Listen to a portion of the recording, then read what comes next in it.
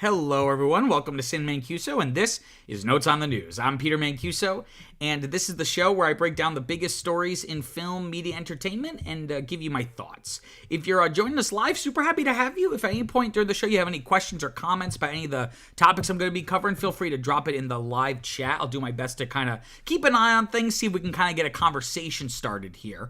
If you haven't already, please like this live stream. It really, really helps with people finding the channel and with the engagement and the algorithm. So if you have stumbled upon this, welcome. Why not subscribe so you never miss another one of these shows for the rest of your life?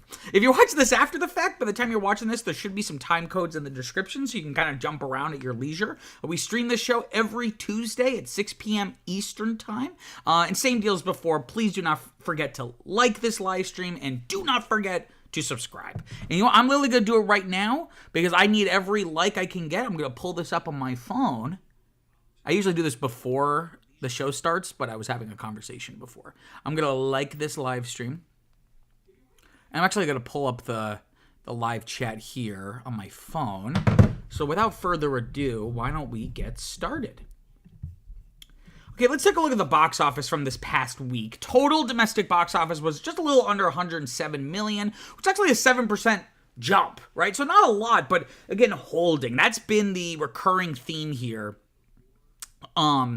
It's been a recurring theme of this month of the box office, where it's really just everything from November and December just making more money, just adding a little bit each week to its total. Though this was the last weekend of January. Technically, it was only a third of it was January, because Friday was the 31st, and then it became February. And February is still kind of a dead-ish month, but it's very lively compared to January, right? And we did have two new films opening, and we have Dogman coming in at number one, bringing in about a little more than 36 million, which is above even the higher projections that I had seen. So this is definitely, a pleasant surprise. This is kind of a spin-off from the Captain Underpants films. I always loved those kids growing up. I always loved those books as a kid growing up. That sounded really weird if you just joined. But I don't really know anything about Dogman. That must have happened. That must have been an invention of the franchise after I kind of grew out of it. And I'm hoping maybe I can go see this, but I just don't know. I've had like zero time to go see anything lately. But again, it was bringing in a little bit, more than what was expected, right?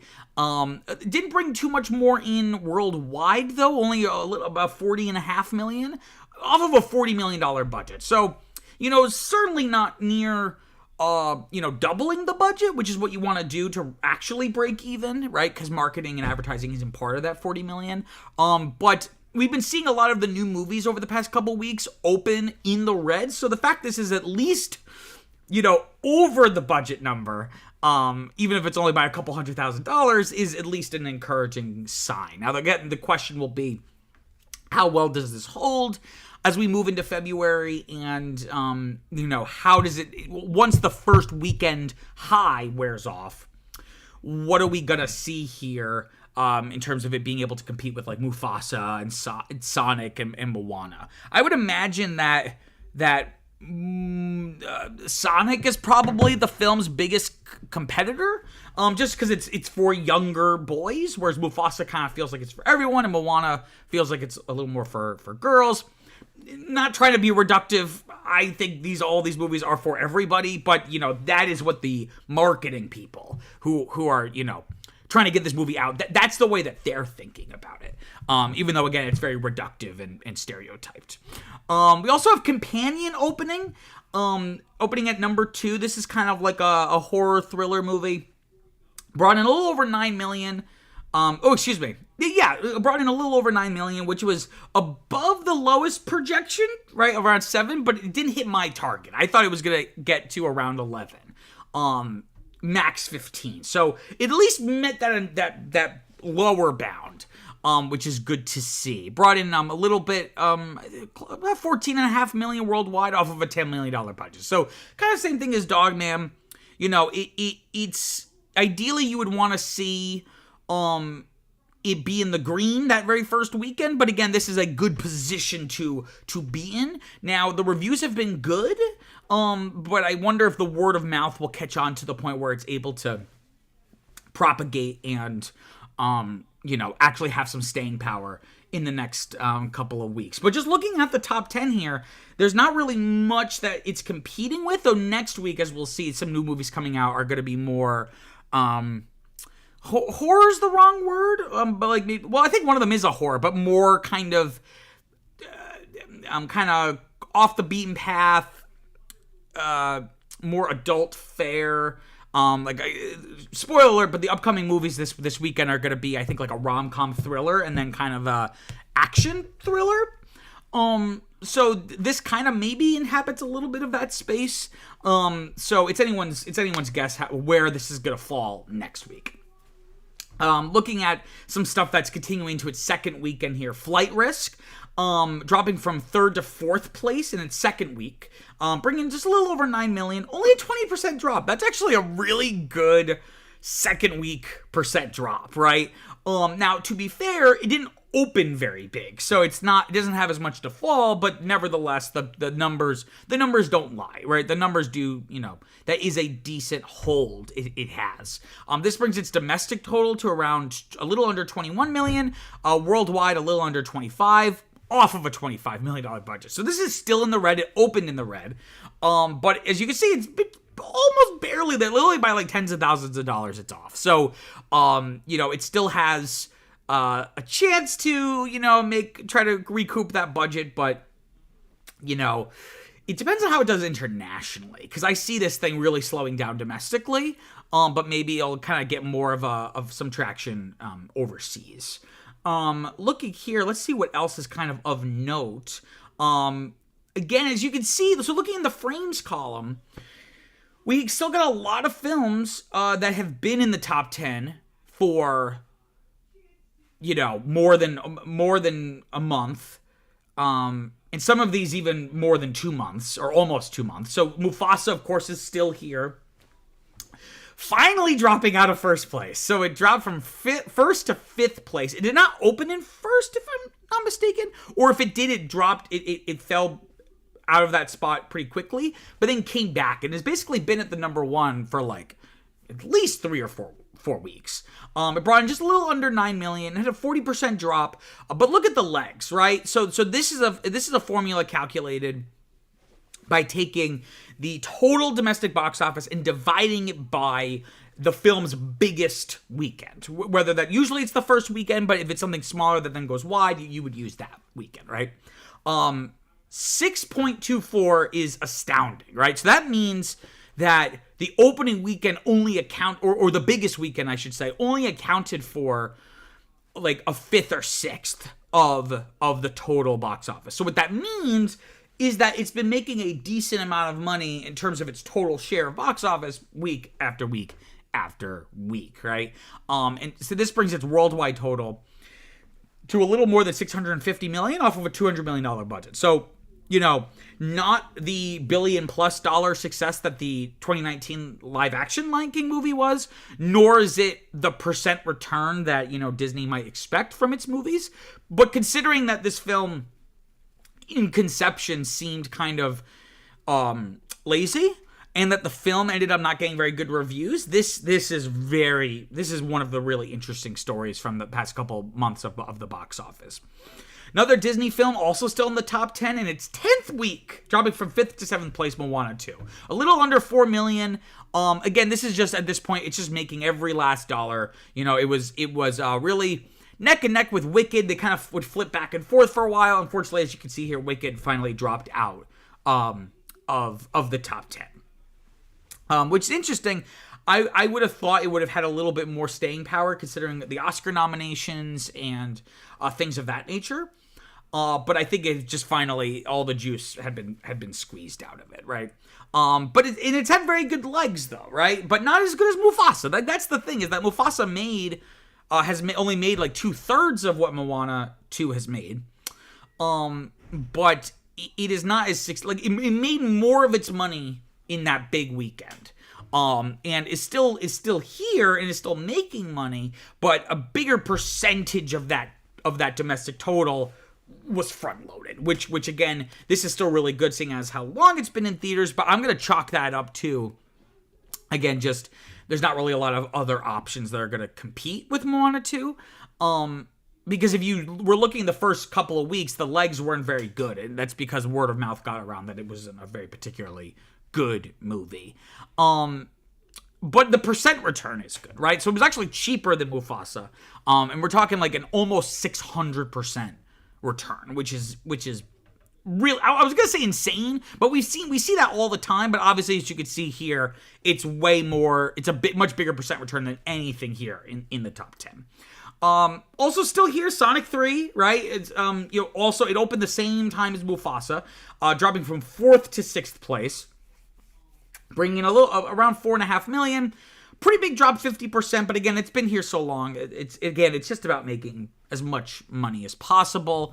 Again, what was really interesting is comparing Mufasa and Sonic. So Sonic has made more domestically, but Mufasa has made much more worldwide, and I think that's because, Mufasa, I think, is more accessible for international audiences just because it's kind of a very cookie-cutter plot, visual effects spectacle, if you can call that. I don't know how good the effects are, but at least that's the idea. Whereas Sonic 3, despite Sonic the Hedgehog being an international character like from Japan, the film is a lot more, it's very American, right? It's very Western. So, I can imagine that not playing as well in other territories, right? But yeah, when we also, speaking of the Oscars, we have some films here that are nominated, right? So A Complete Unknown, the Timothée Chalamet starring Bob Dylan biopic, holding its 8th place spot, bringing just a little under 4 million. The legs on this have been very good. Again, I think the word of mouth has been good on this movie. I saw and thought it was good, but it kind of just was kind of a little paint by numbers when it comes to like a music biopic. And this was something that was not doing super well financially when it opened. But looking here, that percent return, at least it's in the yellow, right? At least it's met that initial threshold of the budget. But I'm doubtful that it will be able to get to 120 million worldwide. But interestingly, here we have a movie that was not in the top 10 previously, The Brutalist, the 3.5 hour epic about an architect played by Adrian Brody. This actually jumped from 11th to 9th place in its 7th week, though, right? So this has already been out for a long time, but considering the love that the Academy has given it, and you usually see this every year, that you can see a lot of films kind of very briefly jump into the top 10, whether it be because there's more interest or because more theaters are showing it now that it's been nominated, or usually it's a combination of both, and one is the cause of the other, right? But again, the legs on this have been very good. It's just been holding week to week, and again, nothing crazy, but considering it was made for 9 million and it's made a little over 18 million worldwide, that's a profitable movie, I would say. I can't speak to any additional cost, because once you double the budget, then all my analysis goes out the window, because there might be other things where the studio isn't getting all of that because of theater deals or actor deals or whatever it is. But at least, hopefully this, I think this movie doesn't get made without Oppenheimer, right? Like, Oppenheimer showed Hollywood and movie theater chains that, if you really target your audience here, people will go see like a 3+ hour historical drama that's shot epically, right? And so I think this definitely got a bump from being nominated for the Oscars. And looking ahead, we have like I mentioned before, Hard Eyes. Again, this is kind of a rom-com thriller, if you will. This is projected to make around 5 to 11 million. I'm going to put target around 8. Again, this is the period of the box office we're in where, the biggest movies of the week are going to be things only bringing in single digits, maybe double if it's lucky. And then we also have Love Hurts, a kind of, from the trailer, it almost kind of reminds me of not the OG Jackie Chan stuff, but like the 2000s Jackie Chan stuff, right? Where, you know, I think it's also kind of like a rom-com with Kiwei Kwan from Everything Everywhere All at Once. This is also not projected to open very big. It's basically almost the same exact projections, only instead of 5 to 11 million, it's around 5 to 10. And I'm also going to put an 8 million target on this. Sorry. All right, before moving on, I just want to give a quick plug. I have another YouTube channel called Peter Squared, where I also cover topics related to film, media, entertainment, in a more structured video essay format. The video I have up now is called A Closer Look at Frozen, where, you guessed it, I take a closer look at the Disney film Frozen, taking a look at what went right, what went wrong, and everything in between, using these two cartoon versions of myself. It's a lot of fun. I would really appreciate if you could go check it out. You can just find the link to that in the description down below. Also, quickly before moving on, I do see a comment here. One Bridge 11 asks, are you a fan of The Critical Drinker? Short answer, no, but only because I don't think I've ever watched a video of his. But the name sounds really familiar. So, like, doing a very quick Google search, I'm always open to getting recommendations. So I'm definitely gonna check him out as soon as I can here. So I drink and I say things. I'm here to deliver reviews, breakdowns, and analysis on modern entertainment media. Expect a healthy dose of sarcasm, biting criticism, and low-functioning alcoholism. Yeah. So for me, like, the thing that makes me like YouTube videos and analyses is, like, you know, the personality and the analysis, and those are both important, and in some ways I would almost say that they're the same thing. Like, one informs the other, right? So many times I'll watch a video that, like, I find the guy entertaining, but the analysis is, like, very shallow and superficial, and then vice versa. The analysis is interesting, but the person's just, like, really boring. And then the lose is when it feels like they're just, like, reading a Wikipedia page, or they're writing, like, a high school essay. So I'm definitely gonna check out The Critical Drinker. If anyone else has any recommendations, feel free to drop them in the chat. But let me grab a quick drink before we get going here.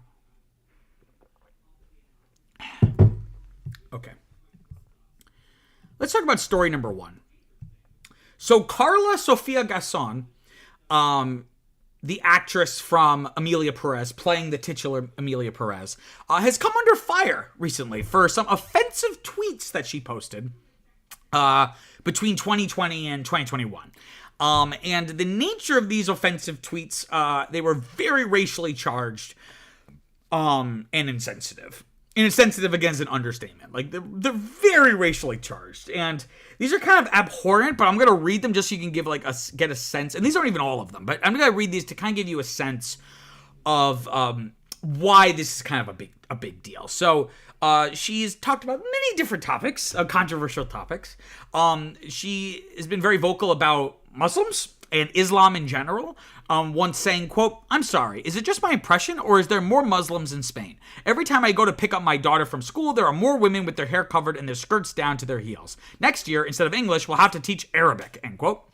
Just for context, Gaston she's a Spanish actress. Variety notes that, you know, these comments about Islam and Muslims, you know, are also part of a larger kind of trend of hers of critiquing religion in general, particularly like the more reactionary, regressive parts of organized religion, which is like an acceptable critique. But she seems to be very particularly focused on Islam in a way that feels very idiosyncratic and goes beyond the religious cultural norms that fundamentalist Muslims might try to, you know, purport. It feels very racialized. And she also once tweeted, quote, "Until we ban religions that go against European values and violate human rights, such as Islam, under the protection of freedom of worship, we will not end part of the huge problem we face," end quote. So again, her argument being, you know, like, Islam specifically goes against European values. All the religions she has a problem with, but Islam specifically goes against European values. Which is really weird, because if you know anything about actual world history, a lot of, like, the Middle East was considered part of the West and almost like Europe in a sense for quite some time. And it's only, like, you know, in the last maybe 1,000 years or so that we've, like, divided. We've put the Middle East in, like, another bucket, right? She also had comments about diversity at the Oscars. I think this was during the COVID Oscars. She said, quote, more and more, the hashtag Oscars are looking like a ceremony for independent and protest films. I didn't know if I was watching an Afro-Korean festival, a Black Lives Matter demonstration, or the 8M, end quote. And I had to look this up. The 8M is like basically it refers to like International Women's Day in Europe. I guess the 8M like refers to something that makes sense in the language. So derailing against diversity and strides for representation in the industry. She made comments about COVID, because of course she did, saying, quote, the Chinese vaccine, apart from the mandatory chip, comes with 2 spring rolls, a cat that moves its hand, 2 plastic flowers, a pop-up lantern, 3 telephone lines, and €1 for your first controlled purchase, end quote. Again, I mean, this shouldn't come as a surprise for any people who have watched my channel before. I'm very pro-vaccine. And I find a lot of the arguments against the COVID vaccine were very intellectually dishonest at best, and just like, or like misguided at best and dishonest at worst. But you can make a bunch of critiques, even if they're bad critiques, about the vaccine. But you don't have to make it about the Chinese and talk about spring rolls and the cat that, like the thing in the Chinese restaurants, the cat that moves its hand. Like, again, it feels very racialized. And to top it all off, we have a comment about George Floyd. And she said, quote, let me get this straight. A guy tries to pass off a counterfeit bill after consuming methamphetamine. An idiot policeman arrives and goes too far in arresting him, killing him, ruining the lives of his family and his colleagues, and turning the guy with the bill into a martyr hero, end quote. This one's gotten a lot of attention because it seems like she was like trying to be sarcastic, I guess, but it just didn't come off as sarcastic. It just came off as like her being racist. And even if it wasn't, again, like all those other tweets are very, like, I don't think you could take it any other way. And of course, once these were all publicly online, since they were posted, but they were deleted once they resurfaced, right? And people started noticing, like, hey, look at all these tweets. And then she quickly deleted it. So, a little bit of background, right? So Gaston, like I said, she's from Spain. She's a trans actress, right? She's transgender. And notably, she's nominated, and the reason why we're talking about this is because she was nominated for Best Actress at this upcoming Oscars for her role as the titular Emilia Perez. And I talked about this last week when we were discussing the nominations, that she's the first openly trans actor or actress, or anyone in an acting category, openly trans, to ever be nominated, which is, I talked about, is really exciting, right? But the rap, there's so much, I'm going to talk about this a little bit more, but there's already so much controversy about Emilia Perez, but she was already, before this tweet stuff started, she was already getting into some hot water, as the rap notes, because she was suggesting that fans of fellow Best Actress nominee Fernanda Torres, Gaston was trying to insinuate that fans of Torres were trying to, coordinate this online campaign to ruin Gaston's Oscar chances. But it looks like she did it to herself. So, of course, Gaston responded once all of this came to light. And she made many different statements across a couple days that kind of range from being incredibly penitent and apologetic to really doubling down and being like, this is a witch hunt, right? So she initially put out a statement saying, quote, I want to acknowledge the conversation around my past social media posts that have caused hurt. As someone in a marginalized community, I know this suffering all too well, and I'm deeply sorry to those I have caused pain. All my life, I have fought for a better world. I believe light will always triumph over darkness, end quote. So, okay, fine, pretty boilerplate, notes app apology. She didn't do it as a notes app, but like, it's very kind of like, I am not perfect, and I have learned from my mistakes and growing, and kind of all that kind of, apologetic kind of, generic responses.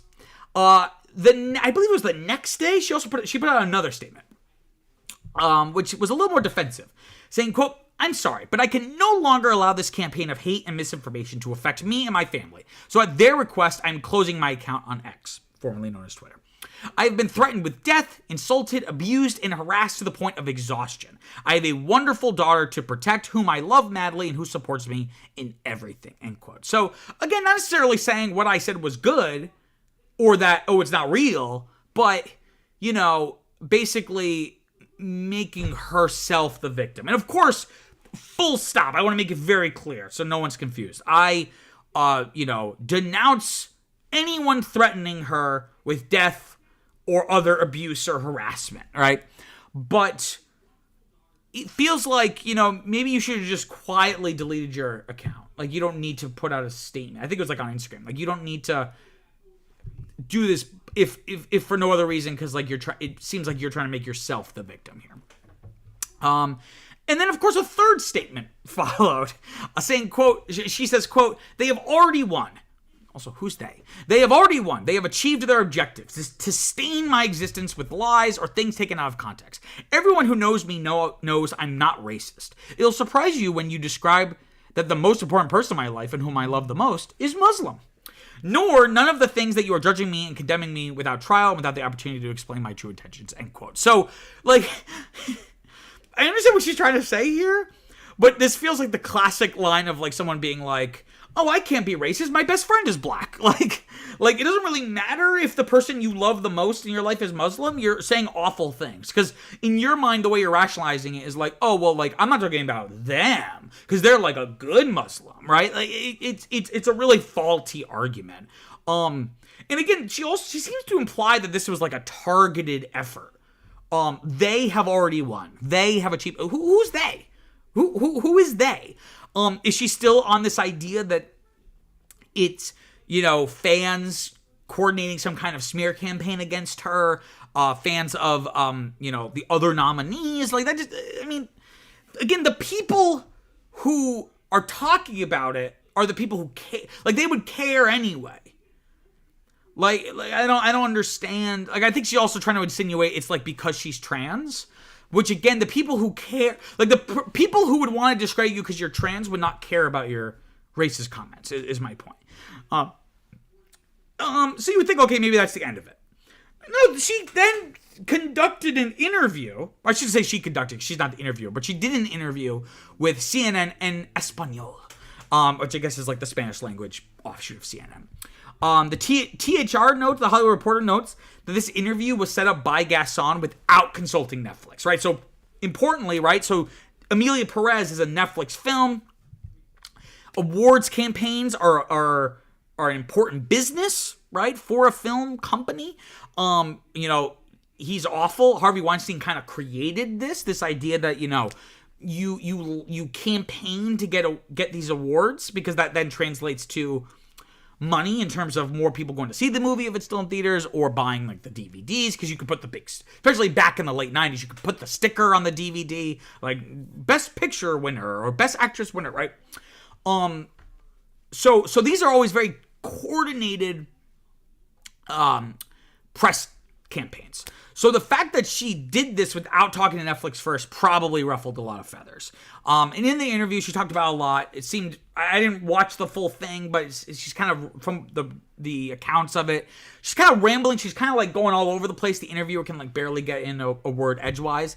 But she had obviously a lot of comments at one point saying, quote, "I believe I have been judged. I have been convicted and sacrificed and crucified and stoned without a trial and without the option to defend myself," end quote. You didn't break the law. You're not entitled to a trial. It's public comments, so it's in the court of public opinion. Like it's not like, oh, that's just the way it is, you have to suck it up. Like, that's like the point, is like you put it out there in the world.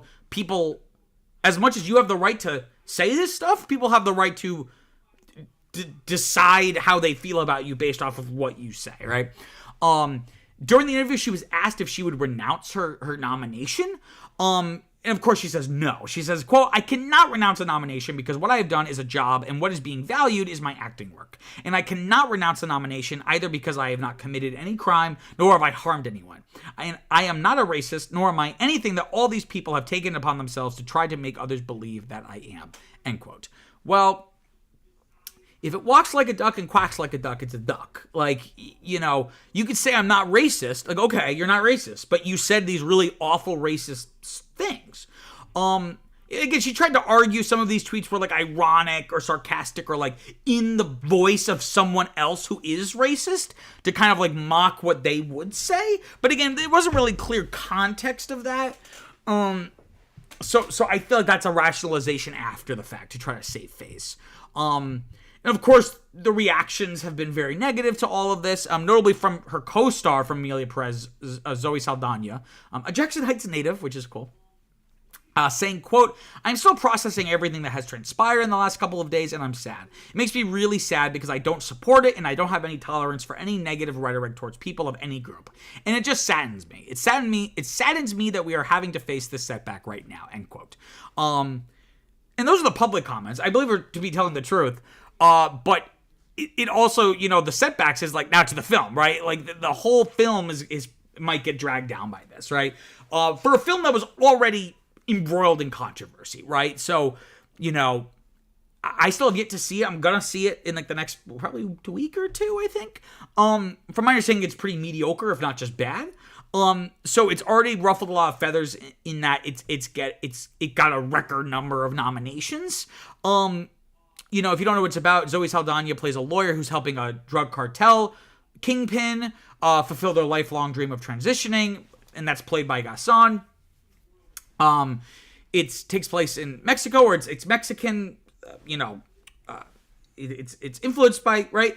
But the Mexican community and both the Mexican and the trans community have disavowed the film. The Mexicans feel it is poor representation and reinforces stereotypes, and as does the trans community. This idea that transition is something to be transitioning is something that is done to deceive, right? The character in the movie is doing it to escape. They do really want to become a woman, but they're doing it, or they're spurred, from my understanding, to do it because they're trying to run from like the opposing cartel, right? So again, it just really reinforces pretty bad stereotypes. So, people were already saying, like, if this film were to win Best Picture, it would probably be one of the worst Best Picture winners ever. At least just in terms of people's perception of it. Now, will this drag the whole film down? I think yes. I still think you're going to see it win a bunch of awards, but I think this definitely hurts it winning Best Picture. Gasson's chances of winning Best Actress are out the window, right? So that's definitely destroyed. No doubt about that. And what this shows, really, it just shows, you see this all the time from celebrities. It really shows a lack of intersectionality, right? If you don't know what intersectionality is, it's this idea that, the oppression of different marginalized groups are not segmented or isolated. That, if you are black, you face systemic issues. If you're a woman, you face systemic issues. But by being a black woman, it's intersectional. The kind of friction that you get in the system is compounded, right? So it's always really unfortunate to see someone from a marginalized group, or rather, you would think because they are part of a marginalized group, they would have a little more solidarity with other groups. But this is just one of many examples of, someone like that isn't always gonna be supportive or empathetic of the struggles of another group, right? Even if it seems like, you guys are both facing the same thing in different ways. And this is why you see the black community being very homophobic. This is why you see the gay community being very misogynistic. When I say gay, I mean like the cis men, gay men. And of course, that's very reductive in a blanket statement. But those are major issues that people, both gay men and women would agree that is a problem, right? And again, this isn't just one of those things where it's like insensitive or a mistake. Like, these comments, like I said, are very idiosyncratic, elaborate, and hostile. It's not just an example of saying something that, like, you were kind of maybe more in the middle on something, and then 15 years later, it's like, that wasn't cool for me to say. Like, this was bad then. It's not just like, we didn't know better. Like, that was bad then. It's just that no one was paying attention, right? Because she was not nominated for Best Actress. She was not like a famous actress. by any stretch, right? So how I kind of feel about this is like, I think all this backlash is warranted, right? Though it is something, someone did bring this up, I saw on Twitter, but I didn't write it down. So I'm sorry. I'm gonna quote you without citing you.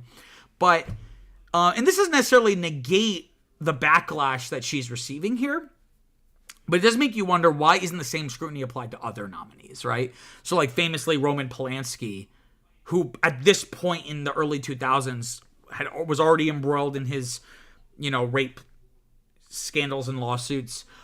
He won Best Director for The Pianist in 2003. Now, The Pianist is a masterpiece, and maybe just purely on artistic merits, he should have won. He deserved to win. But, like, that feels, no offense, that feels way worse than racist tweets. Similarly, there again, and that was like 20 years ago, there have been other people who have been accused of like actual crimes. Again, like this, right? Like people who have been accused of it often of like sexual crimes. And they still get nominated and even win. So while this backlash I think is valid, it does make you wonder, like, why are we so quick to tear a trans woman down and not these cis het white men, right? Viviana Metzger in the comments writes, I'm always so baffled when, this is kind of what I was saying before, I'm always so baffled when marginalized people are so cruel and racist to one another. Like, girl, you are marginalized. You don't need to hate others like one group is better than another. Exactly, right? Because oftentimes groups like this try to think to themselves, oh, well, like, we have our struggles, but like, we have a valid struggle. Theirs is kind of, they're being overblown about it. Whereas we are all part of a single struggle between the haves and the have-nots, right? So, obviously there's still diversity and the dimensionality of different kinds of social struggle and oppression, but the root of them all is the same. So the sooner that we all realize that our enemy is not the other guy, but the people up here, we're going to be much better off as a society. Okay, let me grab a quick drink here. Thank you all so much for watching so far. Again, if you have any comments, feel free to drop them in the live chat. Like I said, I'm keeping an eye on it. I usually try to get to them once I'm kind of wrapped up with all my notes about the topic. But let's talk about story number 2 here. So Trump has suggested, very kind of flippantly or glibly, Trump has suggested that Microsoft, amongst the potential others, though he didn't name them, Microsoft could potentially buy TikTok. When asked about this, he said, quote, we'll see what happens. I'm not going to do a Trump impression. He said, quote, we'll see what happens. We're going to have a lot of people bidding on it. If we can save all that voice and all the jobs and China won't be involved, we don't want China involved, but we'll see what happens, end quote. I just love reading Trump quotes because they're like never complete sentences. Like he starts one and then kind of just starts another. Interestingly, though, Microsoft made no comment about this.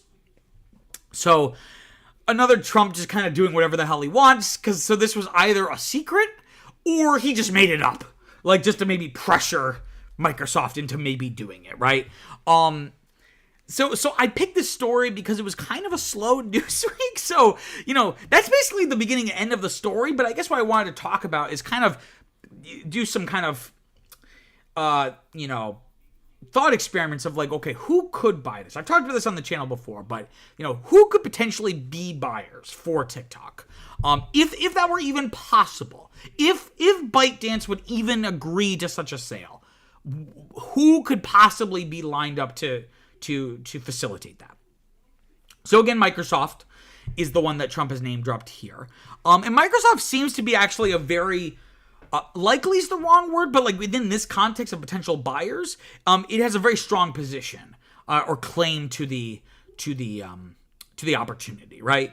Because it's a huge company, right? It's big enough. It's capable of fronting the cost to buy TikTok, right? And there's no like exact price tag, but it's estimated to cost around 40 to 50 billion if it were to be sold. Microsoft's market cap is like over 3 trillion, right? So it is of a size that it can make a purchase like that. Notably though, I mean, there's plenty of other companies in tech and media that could also flip the bill, but notably Microsoft is one of the few that's not currently competing with TikTok, right? Because other companies that would be in that same kind of bracket or league would be something like Google or Meta. But Google with YouTube Shorts and Meta with Instagram Reels, like they're already competing with TikTok. So that could create some antitrust issues. Microsoft, except for LinkedIn, has really no foot in the door when it comes to social platforms, right? So that really that trifecta of being able to afford it, and not already in the space. And notably, though, GameSpot notes that they tried to buy TikTok back in 2020, back when talks of a ban first began, right? It ended up not going through, but CEO Satya Nadella of Microsoft said that the failed deal was the, quote, strangest thing I've ever worked on, end quote. So they're already, they've already thought about it internally. So, obviously a lot's changed in 4 or 5 years, but, they already kind of have the thought infrastructure around, like, okay, what would it mean for us to buy TikTok? Like, they've already had those discussions, right? Another company that could potentially be on the table is a company like Oracle, right? So this is the, I don't even know exactly what they do. Isn't it like cloud? Oracle Corporation is a multinational computer technology company. The company sells database software, particularly the Oracle database and cloud computing, right? So this is the Larry Ellison company. Larry Ellison's pretty tight with Trump. They also tried to buy TikTok in 2020, and it seems like had they sold, they would have gone with Oracle. That Oracle ended up being like the favored option from ByteDance's perspective, but of course it never went through. And something that I originally thought was maybe a knock against Oracle in this sense actually might be a benefit. So notably, so like I said, Microsoft's market cap is like over $3 trillion. Oracle's is only like a little under 500 billion, right? So it's like 15-20% the size of Microsoft. But again, that could actually work to its advantage, because if Microsoft, even though it's not already in the space competing with TikTok, you could argue, well, Microsoft's already so huge. If you let them buy TikTok, they'll become mega huge. Oracle's not as big, right? So you can make the argument that Oracle, because it really has zero foothold in the social sphere, it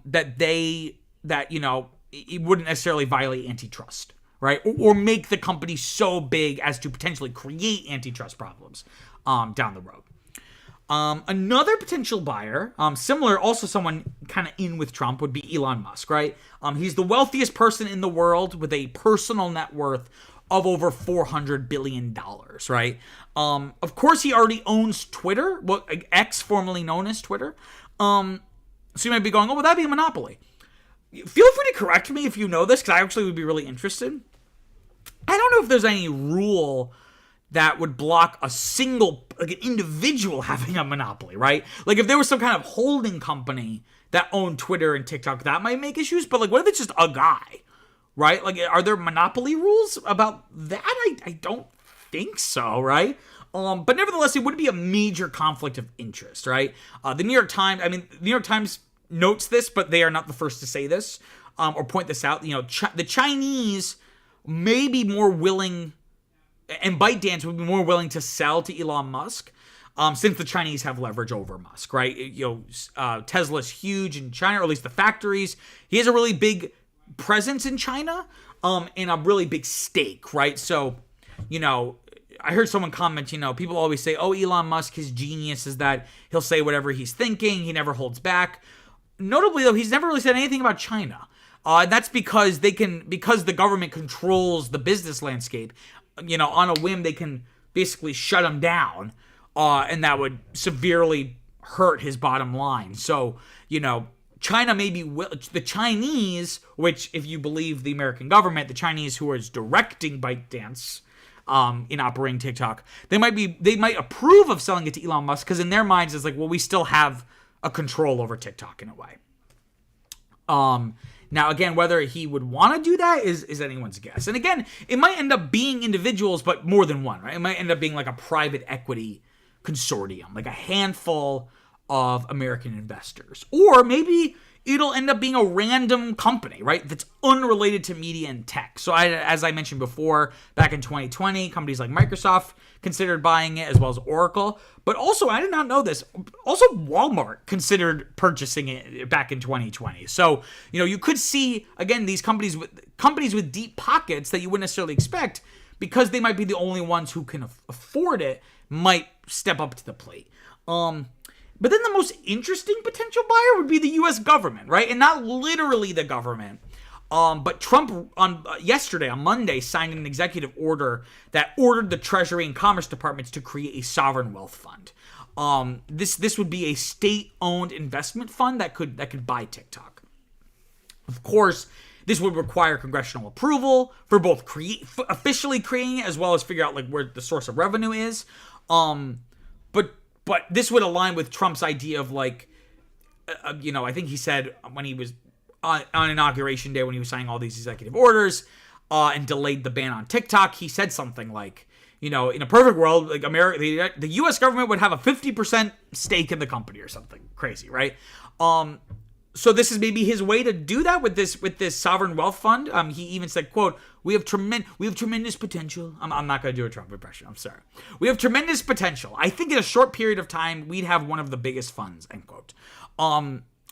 So those are all the potential players. Now, again, none of this is we know that these people are doing this, but these are the likely suspects, again, because, who could buy it? If it were to even be for sale, who would have the resources and infrastructure to buy it? But, whoever ends up buying it is anyone's guess, but ByteDance has to divest, right? The law, despite what Trump wants, we still live in a country with checks and balances, still, at least as the time of this recording. So the law that banned TikTok, or rather the law that requires TikTok, ByteDance to divest its stake in the American operations of TikTok, that can't just be overturned by fiat. The president can't just say, this law is no longer in effect. He could choose not to enforce the law, but that raises a lot of legal troubles for companies flaunting the law, because then if he changes his mind, now technically they have been breaking the law. They can't say, oh, well, you said you weren't going to enforce it. That's number one. But number two, I feel like there might be some legal issues. Trump might have to enforce the law, right? That's the whole point of the executive branch. They execute the law, right? Executive order that he signed on Inauguration Day, it only delays the terms of this law until April, right? So if Trump really wants to undo this law, he would have to convince the House and the Senate to pass a new bill repealing the old one. And considering that the original law had very strong bipartisan support in both houses, even with the Republicans' control of both houses now, the idea of them repealing the law seems unlikely. And if they don't, then the app will be banned. So I'm saying that ByteDance there will be a buyer, because there's just too much money to be made. ByteDance has to divest, and it just remains to be seen as to who they are gonna, sell all these operations to. Okay, before going on, I just want to give a quick plug to the podcast I do with my fiance Viviana called Now That's What I Call the Franchise, where we pick a film franchise and we go through every single installment, the good, the bad, and the ugly. This season, we're doing the Lord of the Rings, the Middle Earth, all of that stuff. It's actually been a lot of fun. You can find us wherever you get your podcasts. You can also just find us on YouTube if that's your preferred way to podcast. And you can also find us in the link down in the description below. Okay, let me grab a quick drink here.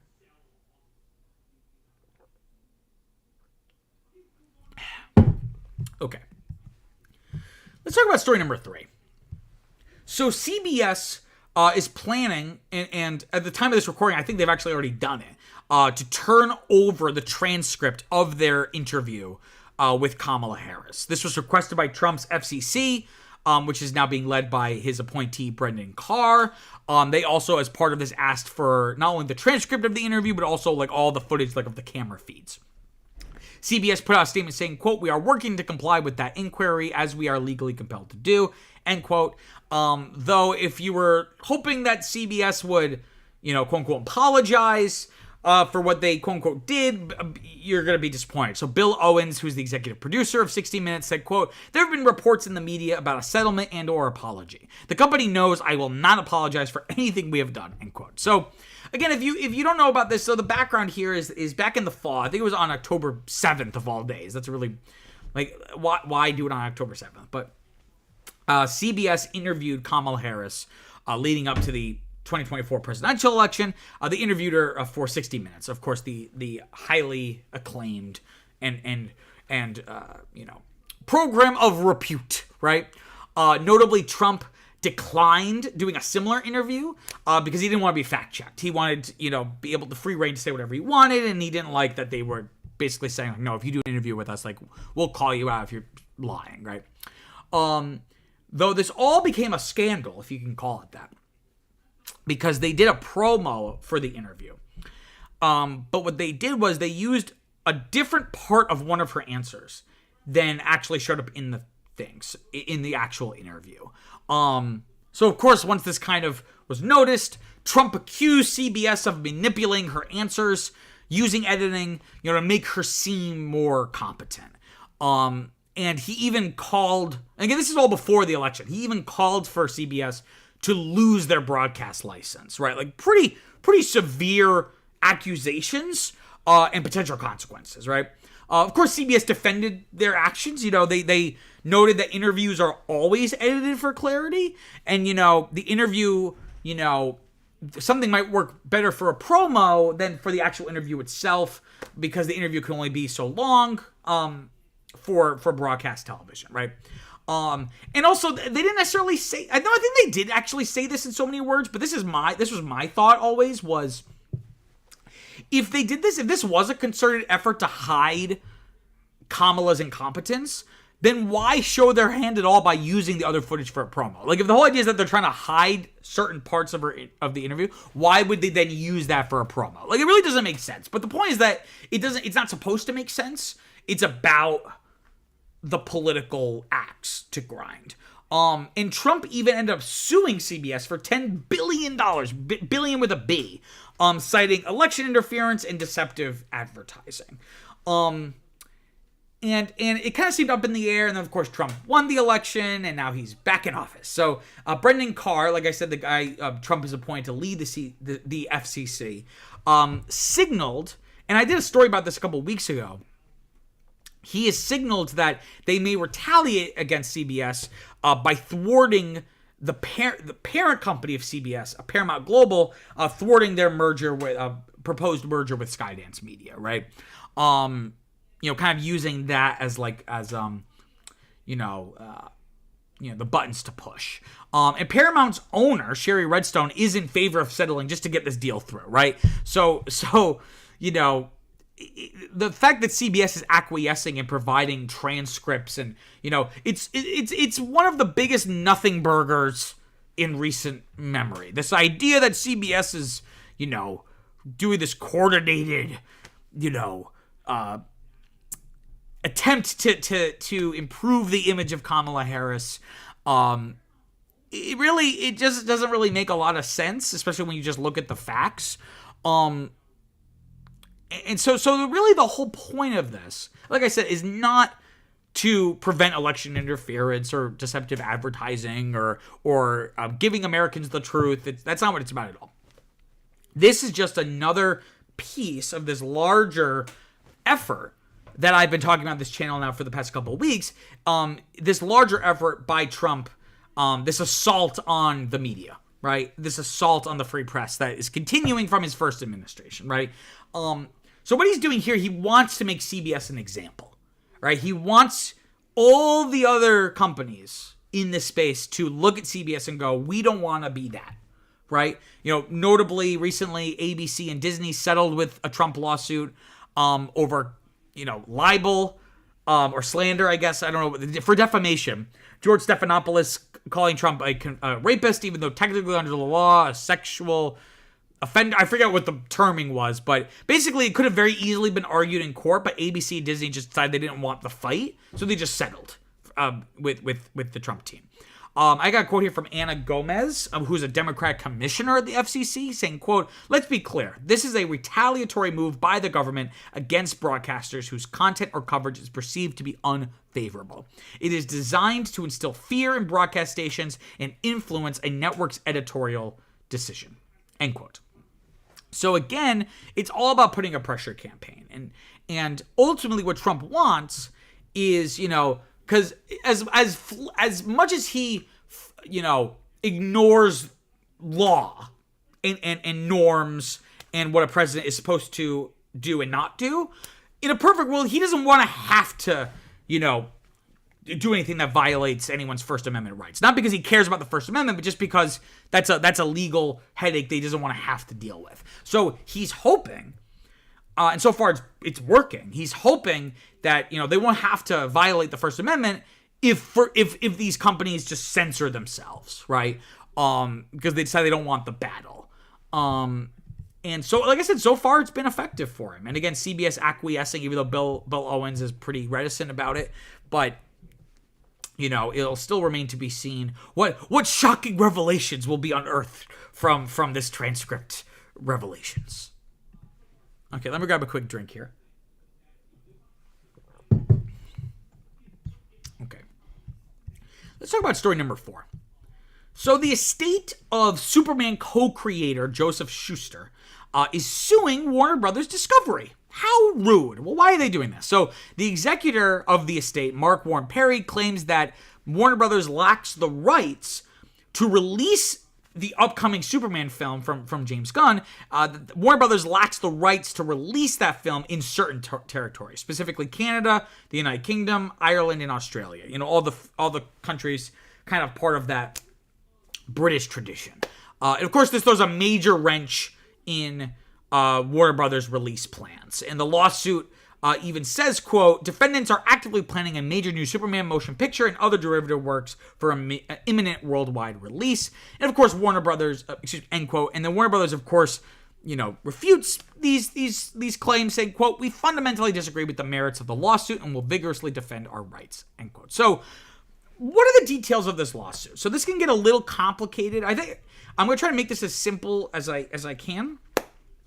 But so Superman was created, of course, by Jerome Siegel and Shuster that we mentioned, Joe Shuster, in the 1930s. Right? I think he first appeared in 1938, and at that same time, they assigned the worldwide rights to the character to DC Comics' predecessor. It wasn't called DC Comics quite then. And if you look at it, like even adjusted for inflation, the amount that they got for creating and then selling Superman to DC was like criminal, right? Though, so you might be going, okay, DC, they sold the worldwide rights to DC back in the 30s. So like, why are we even talking about this? Well, the lawsuit argues that the rights in certain territories, namely those 4 that I mentioned, have actually reverted back to the estate. And the lawsuit, I have a kind of a lengthier quote here, but I think it kind of sums everything up here. Saying, quote, "The copyright laws of countries with the British legal tradition, including Canada, the United Kingdom, Ireland, and Australia, contain provisions automatically terminating such assignments 25 years after an author's death, vesting in the Shuster estate the co-author's undivided copyright interest in such countries. Shuster died in 1992 and Siegel in 1996. By operation of law, Shuster's foreign copyrights automatically reverted to his estate in 2017 in most of these territories and in 2021 in Canada. Yet defendants, Warner Brothers, continue to exploit Superman across these jurisdictions without the Shuster estate's authorization, including in motion pictures, television series, and merchandise, in direct contravention of these countries' copyright laws, which require the consent of all joint copyright owners to do so," end quote. So they're basically saying, due to technicality, you don't have the right to release this upcoming movie in those countries. And furthermore, you're going to owe us royalties from all the revenue that you made in those territories following the rights theoretically coming back to the estate. So why are they doing this, right? It's at the end of the day, it all comes down to money, right? Warner Brothers has to release this movie, right? They've put, this is like Superman. This is the premier DC character. It's the beginning of their new cinematic universe. There's no way that they can't not release this movie, right? And Mark Toberoff, who's the lawyer for the Schuster estate, even kind of alludes to this, saying, quote, this suit is not intended to deprive fans of their next Superman, but rather seeks just compensation for Joe Shuster's fundamental contributions as the co-creator of Superman, end quote. So, what the estate is looking for here is some kind of settlement, right? It's a way to make some more money. I'm not knocking it. Like, if you can make it, if you can make the money, make it. You know what I mean? Like, I hold no, judgment in this. But at the end of the day, this is just about money. Because they know they have to release it. So they're like, you can't do this without paying us off. So, gimme, right? So overall, I guess ultimately, I just wanted to talk about this because it's always fun and interesting and annoying to talk about copyright. Because copyright's really weird, isn't it?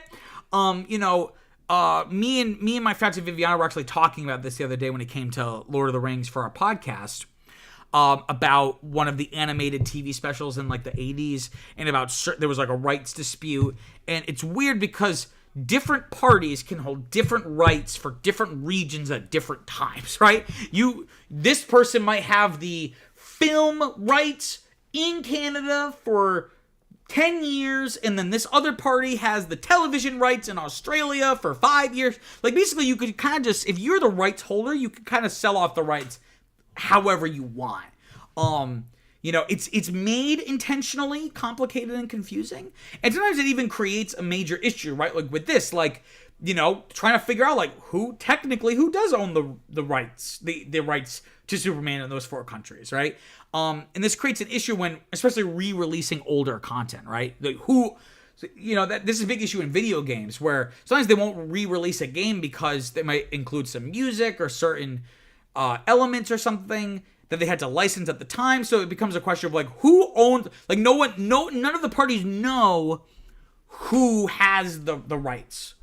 So no party wants to do anything because they don't want to end up getting sued and it turning out that they did not have the rights, So again, this will be solved and settled and dealt with very soon. There's nothing that's going to stop this movie from coming out. But if you are related at all to the Schuster estate, you're going to make a little extra cheddar, which is always nice. Okay, let me grab a quick drink here. Okay. Let's talk about story number 5. Once again, the Justin Baldoni, Blake Lively feud continues. So, in the next chapter of this saga, a voice memo from Justin Baldoni apologizing to Blake Lively has been made public. It's over 6 minutes long, and I pulled this one quote that I think kind of sums up the tone of the whole thing, saying, quote, I'm really sorry I fucked up. That is a fail on my part. One thing you should know about me is I will admit and apologize when I fail. I am far from perfect. I'm a very flawed man, as my wife will attest, and I'm going to fuck up. I'm going to say the wrong thing. I'm going to put my foot in my mouth. I'm going to piss you off probably, but I will always apologize and find my way back to the center. That is one thing I can assure you of. I'm sorry I made you feel that way, end quote. And this is not him apologizing for sexual harassment. This is we don't know when this was from. It was sometime during the production of It Ends With Us back in spring of 2023. But we know based off what he says in it that this is being sent at like 2 a.m. one night. And interestingly, though, we don't know how this voice memo was released. It was Daily Mail. The Daily Mail, I think, was the first to release it. But unlike the video, the footage from the production that Baldoni's team released last week, and they were very explicit about it, neither side is taking credit for leaking this voice memo. So we're not sure who put this out thinking it benefited them, right? So the feud continues. So, again, just a very, very quick overview of this. I've made many videos about this. Lively was in this movie with Baldoni. It Ends With Us. Lively has accused Baldoni of sexual harassment, and then with her bringing it up and complaining about it, him then conducting like a smear campaign with like a publicity team. And the New York Times published an article kind of pushing this story. So in turn, Baldoni sued the New York Times for libel. Lively then sued Baldoni officially, and then Baldoni then sued Lively. And now most recently, Baldoni has accused Lively's husband Ryan Reynolds of mocking him with his character of Nice Pool in the new Deadpool and Wolverine movie from last summer. And like I mentioned before, Baldoni's team released on-set footage that the intention seemed to be to dispute some of the claims that Lively had made. So this voice memo specifically seems to concern the back and forth that the two actors were having regarding rewrites proposed by Lively. According to the Baldoni's lawsuit, saying they say, quote, the draft of the rooftop scene that Lively sent Baldoni dramatically differed from what had been originally written. Baldoni was hesitant about many of the changes, but thanked Lively for her passion and diplomatically told her that the scene would likely end up being somewhere between the original version and Lively's version, end quote. They claim that Lively, when presenting the proposed changes, she name-dropped her husband, Ryan Reynolds, and her very, very famous friend, you may have heard of her, Taylor Swift, in saying how much they liked her changes. The lawsuit then goes on to say, quote, the message could not have been clearer. Baldoni was not just dealing with Lively. He was also facing Lively's dragons, two of the most influential and wealthy celebrities in the world who were not afraid to make things very difficult for him, end quote. So they're basically arguing that Lively name drops these people as kind of a way to pressure Baldoni to take her suggestions. But again, like I said, according to him, he basically told her that, he'll take her suggestions. He'll probably end up being kind of somewhere in the middle of theirs, each of their interpretations of the scene. And according to Baldoni, Lively was kind of stung by this, saying that she, quote, she said that this situation, quote, didn't feel so great for me, end quote, in a follow-up email. And she then went on to express past frustration that she's had with other filmmakers dismissing her creative suggestions. Which, to be fair to Baldoni, as long as he's not dismissing her out of hand, which it doesn't seem like he was, that's not really fair to put that on him, right? So he sends this voice memo. It's, like I said, 6 minutes long. There's a lot in it. I read you a little bit of it before, but he, addresses this idea of, her experience with other filmmakers saying, quote, I am so sorry you have been through what you've been through with these other filmmakers and producers or whoever the people were that you worked with. It just pissed me off. Those fuckheads. I'm just still blown away that this is the industry that we're in and that what you've experienced that as a woman. And I know I don't need to say it, but that's not at all going to be, or hopefully has been, the experience with me, end quote. That's, in hindsight, that's cringe. So who does this help? I asked this about the footage that Baldoni's team released last week. Like, who exactly does this help? This being released. I'm not really sure this moves the needle at all. Baldoni's supporters will look at this and say that it shows his empathy and his attempts at meeting her in the middle, and that she didn't want to meet in the middle, she just wanted her way or the highway. Lively's supporters will look at this and say that it shows Baldoni being manipulative and gaslighting her and making it seem like he's being empathetic and standing up for women, but really, in his actions, he was not living that philosophy, right? I'm hesitant to really call who's in the right here. Again, the thing I've gone back and forth about this because we're learning more info, right? So, we don't all have all of the information, and more is going to come out. Again, like every week, there's something new. I'm kind of at the point where it seems like they are just two people who just should not have worked. Just very different styles. They just did not work together and had interpersonal drama and conflict and tension. And then that bubbled and boiled over into other potentially actual problems like sexual harassment. So I'm not trying to both sides it, but I almost kind of believe there's truth in both sides. Not that neither side's right, but that both sides are kind of right. That they both probably did things that weren't cool. Again, just statistically, I'm more likely to kind of lean towards believing Lively as the woman because, again, the system works against her by default. But if that's the case, she really needs to hire a better PR team because I will say, if nothing else, Baldoni's team has done a very good job of at least making his side of the story very clear. Whereas hers is also quite explicit and specific, but he's doing a lot of responding and saying, like, that's not true, and here's why. There hasn't been a lot of that's not true what he said about it not being true, and here's why. Like, in a perfect world, you're, either what he said is true, and you can't argue against it, or it's not true, and then here's why it's not true, right? But again, like I said, there's something new every single week. The judge, this trial is supposed to happen, because this is now moved into the legal sphere. This trial is supposed to happen next year in 2026, but the judge in the case is considering moving the trial to this year. If the legal teams don't stop making statements, particularly Baldoni's team. I think Lively has tried to put a gag order on Baldoni and his lawyer, Brian Friedman. So I think the judge is just like, if you guys are basically just spend a year duking it out in the press, then we'll move this up, right? So again, I'm very interested to actually see this feud once it goes under a legal microscope, because there's a lot different between New York Times articles and leaked voice memos. That's very different than depositions and discovery and cross-examination. Like, so I think a lot of this is going to become clearer, and we're going to just learn a lot more detail and texture to this whole situation that will hopefully give us a better idea of, who's in the right, who's in the wrong, or are they both in the right, or they're both in the wrong, and, figure out all of this chaos. It really is just becoming like a chaotic situation. And it's like, I always thought it was chaotic, but it like becomes more chaotic and goes, oh wow, it was kind of quaint before. Now it's getting even more ridiculous.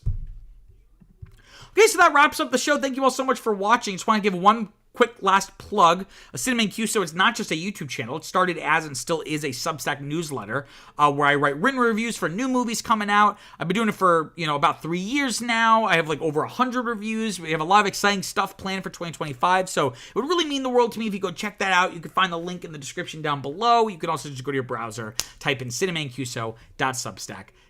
Once again, thank you all so much for watching. If you haven't yet, please like this live stream. It really, really helps with engagement and the algorithm so more people can find the channel. We had a lot of views this evening, which is really cool. I'm not sure what that's all about, but if you've stumbled upon this show, welcome. And why not subscribe? Again, so you never miss a show. We do this every Tuesday at 6 p.m. Eastern. So until next time, peace out.